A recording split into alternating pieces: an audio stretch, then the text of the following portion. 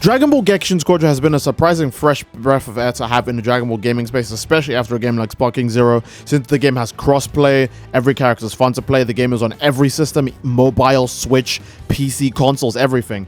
But there's one major issue dragging the game down, and it's worse than anything in Xenoverse, anything in Sparking Zero. It is probably one of the worst bugs to have in a Dragon Ball game, and this is that if anyone ever disconnects from a match, you are locked out of the match. But not only are you locked out of the match, you are locked out of the game until that match is quote-unquote finished. Hello everyone, it's me again, Steedoj here, back some more Dragon Ball, and I just wanted to get this off my chest really quick, because I think Dragon Ball Gekishin Squadra is probably the best Dragon Ball game we've got in a very long time, actually, if I'm being real. Now, you could say I'm probably racing it a bit early, that's fair, but I feel like in this same span of time that Gekishin Squadra has been out, people were already really upset about Sparking Zero. I have seen zero complaints for Gekishin Squadra outside of it being a genre that is not exactly, you know, the Dragon Ball fan favorite genre, which is arena fighter, right? That's the only complaint I've ever seen from this, and it's in very few amounts, because this game is incredibly fun. However, there is, again, the one major issue that drags it down. It's pretty egregious. I think the only glitch that's probably worse than this I can think of in a Dragon Ball game is Xenoverse 2. I think there was a glitch where Xenoverse 2 would randomly delete your save file. So that's the only thing that's like worse than this, right? Because remember, this game is multiplayer only. So if you are locked out of online matches, you're just locked out of the whole game in general. And I'll just explain what the glitch is. So basically, if anyone disconnects from the match, the game will just kick everyone out for some reason. Now, the game does count this as an error code, so this is a bug. This isn't what's supposed to happen, it's just an actual bug. Because I guess the game was never designed with a feature where if someone leaves a match, they just replace them with an AI. Somehow they overlooked that someone could either disconnect from a match, whether they have, you know, a bad internet day or because they're rage quitting. But most of the time, I'm gonna be real, it's just rage quitting. So, what is the issue?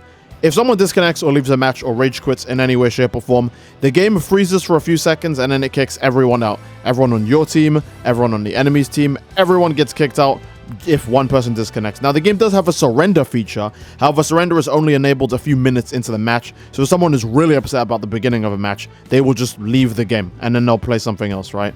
But this screws over everybody else who's actually playing the game and enjoying the game, because the other 7 people who are in there who actually do want to play the game regardless of whether the team is winning or losing now have to go through one of the worst things ever, which is an error code screen that first of all kicks you out of the game, and then second of all, you can't even log into the game to mess around with the customization settings or go search for another match, because when that match disconnects, the game leaves every single player's character in the lobby, like still in that match, right?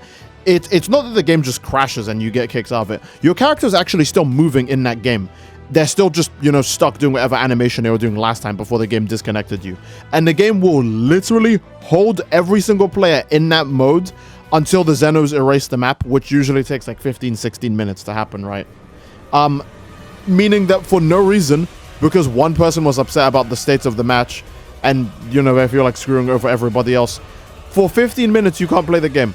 And this is kind of worrying because the game just came out. Like, if this was like a dead game like Xenoverse, then who cares if you can't play for 15 minutes? Hell, 15 minutes is the average search time to get a match in that game. But this is a game that just came out, and this is a really bad bug for a game like this to have, because this game, I think, is 1, quite fun, and 2, it's multiplayer only, right? So if you can't get to a match in 15 minutes, you're most likely just going to stop playing the game and play something else. Now, there are going to be people who are patient enough to wait out the 15 minutes, but imagine waiting 15 minutes just to get into another match where someone goes, oh, I'm salty that I lost, so I'm going to rage quit right away. That's just another 15 minutes you have to wait. Congratulations. You now have to wait as long as it takes to defuse just to play another Dragon Ball match. Is that not completely absurd? Like, that's just insanely unfair to anyone else who actually was enjoying the match. And again, this isn't just about if someone rage quits, right? If someone even has a bad internet day, then this is also going to happen, right? If your internet service provider is like, hey, we have an update we're going to do like in approximately like 10 minutes. Anything that makes you leave a match, whether it be rage quitting, like turning off the whole game, or disconnecting, or anything going on, even if, hell, if the game lags too much and it kicks someone out just through pure lag, then that would also count. And that's just deadly unfortunate.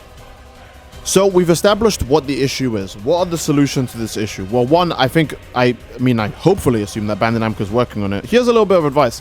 In case of Bandai Namco drop any surveys or anything saying, hey, what's going on in the game? What do you guys think? Make sure you bring up the error codes that obviously, you know, shows people disconnecting or not being able to rejoin the match. It'll be on the screen now if any one of you are confused about it. Maybe even if you don't play the game, please bring up the error codes. That way we at least have one good Dragon Ball game. Again, I want to remind you guys, if Gekishin Squadra does well, the company gets more money and they can make better Dragon Ball games. Well, okay, let's be real. It's Bandai Namco. Maybe they won't make better Dragon Ball games, but at least they'll be able to make Dragon Ball games. We don't want to be in a Dragon Ball... Look, we're already in a drought when it comes to the anime. We don't need to have no Dragon Ball games either, okay? That's too much. That's going too far. So here's what I'd suggest. Please, anytime you see a survey or anytime they ask for feedback, or hell, just ping them on Twitter or any social media they use, right? And tell them, hey, there's a bug that if someone disconnects from a match, no one else can play the game for like 15 minutes. Could you fix that? And, you know, they'll get around to it. But the other thing I think they could do to adjust this, if they're so worried about people leaving the matches and it becoming unfair, this game does have AI. It's not like this game doesn't have AI. This game isn't Dragon Ball The Breakers. There is AI in this game, you know? You can easily just go, hey, here's an AI teammate to replace the person who left. And nobody, I don't think anyone would be mad at that. I don't think anyone would have an issue with that. AI teammates to replace the person on left.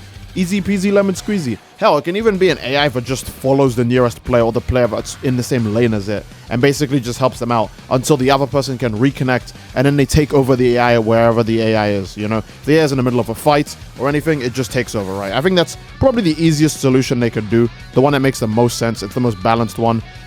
It's just the right answer. So again, this game does have AI. It's not a cursed game like Breakers that doesn't have any of those quality of life features. So I hope that they actually, you know, just do the simple solution.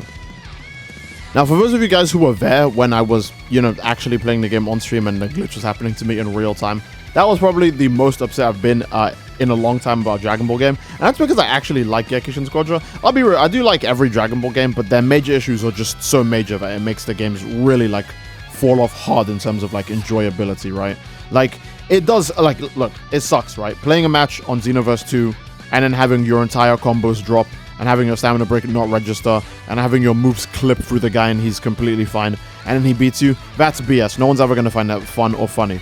Playing a match of Sparking Zero where your super counters never come out and the enemy always gets super counters, that's never going to be fun, that's never going to be funny, that's just not enjoyable overall. And the fact that the game has such limited ways to play as well, that you pretty much always end up fighting the same characters. Again, it's just like Xenoverse 2, where you always end up just fighting like the top tier meta characters because there's no other way to play the game. So you're just going to fight the guy who has Wild Sense, the guy who has instant sparking, the guy who has a really broken melee super, the guy who has a really broken like projectile that like tracks you or, you know, is really hard to dodge or is unblockable like Death Saucer, all of that stuff, right? Those are always going to be major issues that these games suffer from.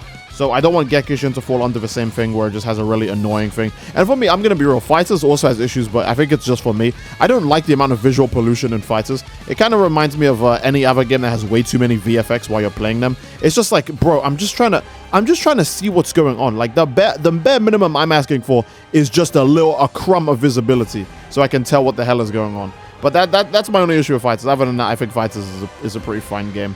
I don't want Gekishin Squadra to suffer the same thing. Because again, I wouldn't want to just be complaining about Dragon Ball games non-stop. Again, I am a Dragon Ball content creator. I do benefit from the games being good because then I get to play them and make more videos and I get to make more money. It's not like anyone actually enjoys hating on video games on YouTube. People want them to be good because if they're good, it benefits you more. That just makes sense. So it's not just mindless hate. You guys have to understand. So I do want the best for Gekishin Squadra. In fact, I pray for the best religiously every day that only good things happen to this game, to Sparking Zero, to Xenoverse 2, to all of these Dragon Ball games. But until then, we're going to just have to deal with them in their current state. And honestly, I think this is also a great place to end the video, guys. Again, if you guys did enjoy the video, please leave a like on the video. Don't forget to subscribe, it greatly supports the channel. And leave a comment down below as to what you'd like to see next, fellas. I do love you all. I hope you all enjoyed, and I will see you all next time, fellas. Take care and peace.